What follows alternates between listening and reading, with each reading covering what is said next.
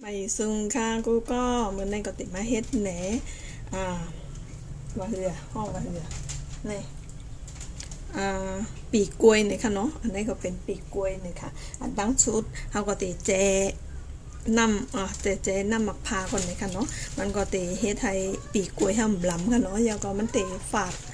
ปีกกล้วยห้ำก็เตะฝาดมันก็เตะหายฝาดค่ะเนาะเพราะว่ามันมีหยางเห็นเนาะเขาก็ติมาแจน้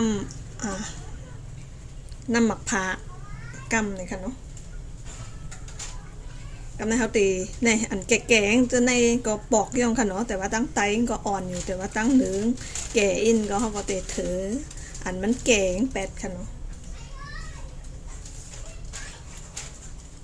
ผ่าไปเยาก็ไล่หมอกกันหน้าค่ะเนาะกำในก็เขาก็เตะมาซอย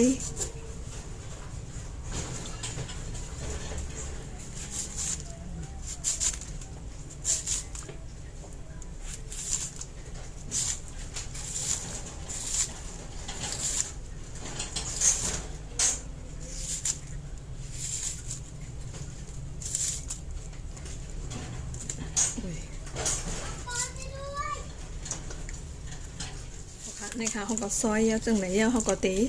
แจนำพาไว้กำเลยค่ะเนาะเยาก็กำในเขาก็ตีมาเลือก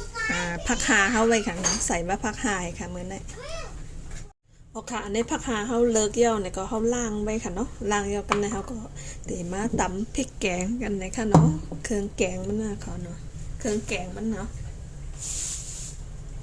ผักหมี่เผือกนี่ค่ะเยาก็ผักหมี่แหลงค่ะ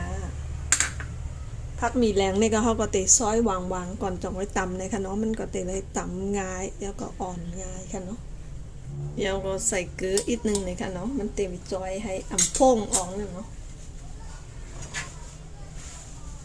เยาก็ตำค่ะกันเลย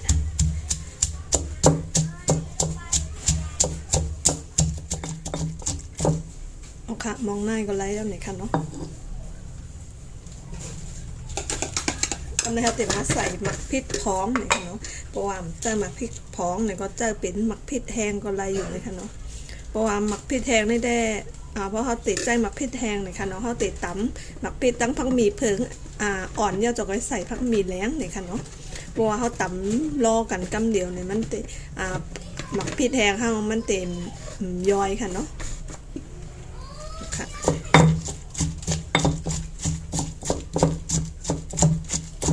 ค่ะออกในก็ไรแล้วเนี่ยค่ะแล้วก็อันนี้ก็ติดเป็นซี่โครงหมูเนี่ยค่ะเนาะติดมันล่างไว้ก่อนเลยค่ะเนาะอันตั้งสุดเขาก็ติโนดเกลือก่อนเลยค่ะเนาะเกลือใส่แล้วก็โนดแล้วก็เอากว่าล่างค่ะเนาะ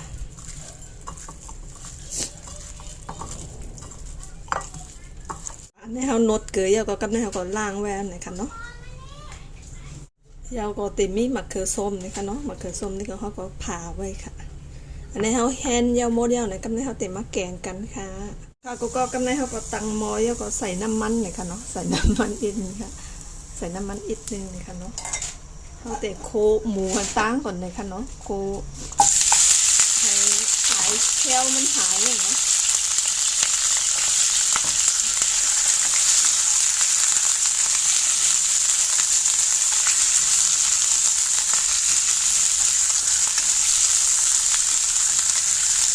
หมูเขาสีมันเป็นเรื่องไหนมากแล้วก็ไม่เขาเตะใส่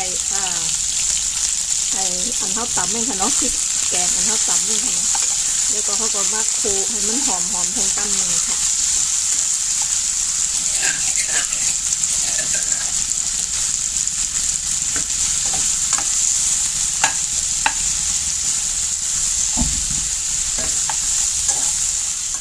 เขาก็ไอพักหยี่เขาหอมมากก็ไม่เขาเตะใส่น้ำค่ะเนาะ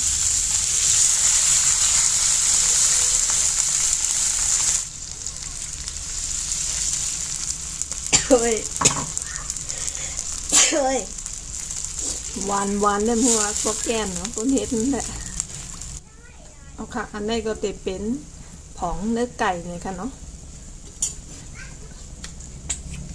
แล้วก็ใส่น้ำปลาอีกนึงเลยค่ะเนาะ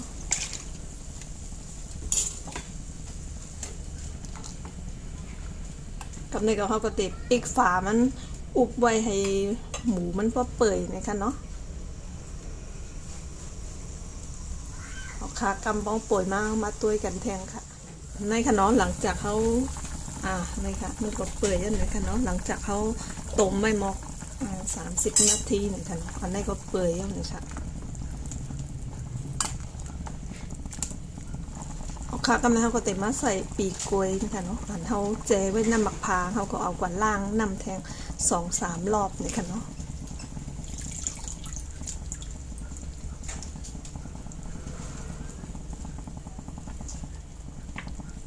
แล้วก็ใส่มะเขือส้มจ้อมหน่อยค่ะเนาะผักขาเขาได้ไว้ใส่กำลื่นสดหน่อยค่ะเนาะเพราะว่ามันสุกง่ายค่ะ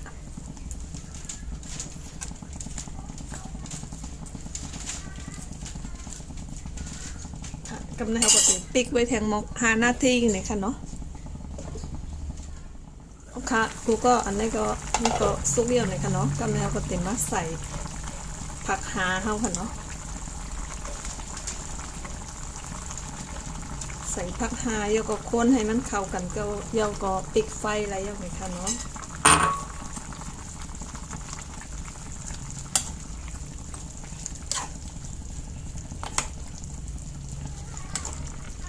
อันนี้ก็แกงปีกกล้วยใส่กระดูกหมูเนี่ยค่ะ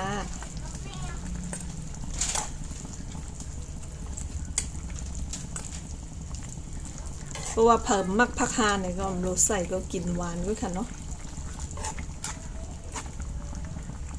ขากำเนี่ยก็ให้มันเลือดปุดปัดมากำก็ปิดไฟอะไรอย่างนี้ค่ะเนาะให้ผักหางสุกมาอีกนึงค่ะในค่ะเนาะแกงปีกกล้วยเขาหน้าตาก็ออกมาจังเลยนะคะเนาะมากินข้าวจ้อมกันค่ะโอ้ยก็สังเกตว่าเค้กคลิปในเนี่ยก็อย่าไปลืมกดหัวใจปันอีกนึงเลยค่ะเนาะยินจอมใหญ่ๆน้ำค่ะยันกว่าก่อนเลยค่ะ